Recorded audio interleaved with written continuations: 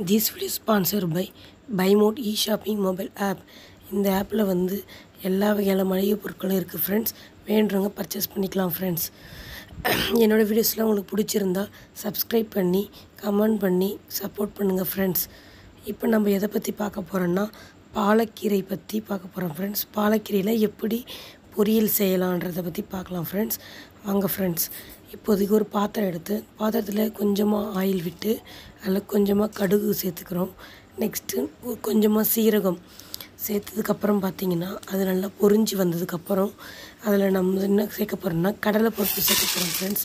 கடலைப்பருப்பு வந்து கொஞ்சம் எக்ஸ்ட்ராவே சேர்த்துக்கோங்க ஃப்ரெண்ட்ஸ். டேஸ்ட் வந்து சூப்பராக இருக்கும் ஃப்ரெண்ட்ஸ்.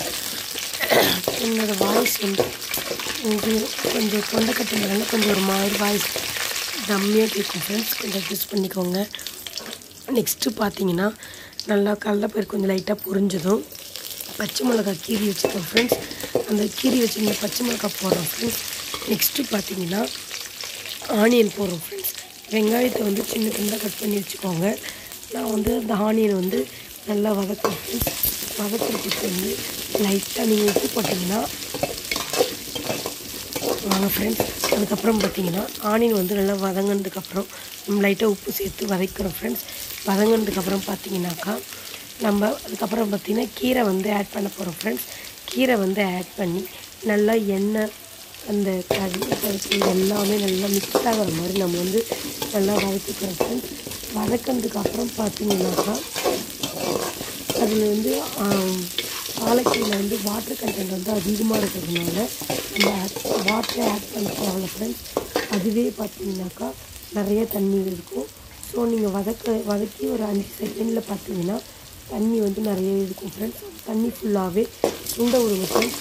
அதை வந்து கீழே ஊற்றாதீங்க. ஏன்னா வந்து அந்த கீரையில் இருக்க தண்ணியோட சத்து வந்து போகும் ஃப்ரெண்ட்ஸ்.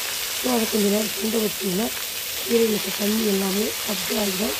நெக்ஸ்ட்டு பார்த்தீங்கன்னா கீரைக்கு வந்து சால்ட் ஆட் பண்ணிக்கோங்க ஃப்ரெண்ட்ஸ்.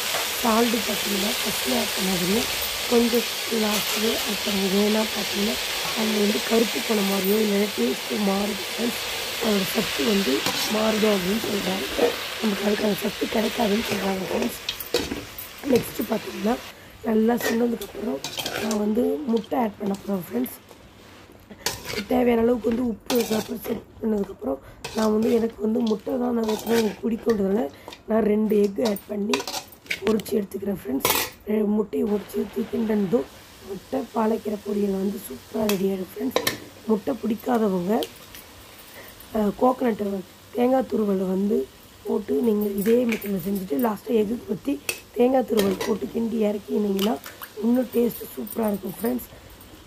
என்னோடய வீடியோஸ்லாம் உங்களுக்கு பிடிச்சிருந்தா சப்ஸ்கிரைப் பண்ணி கமெண்ட் பண்ணி லைக் பண்ணி ஷேர் பண்ணி சப்போர்ட் பண்ணுங்கள் ஃப்ரெண்ட்ஸ். Thank you friends.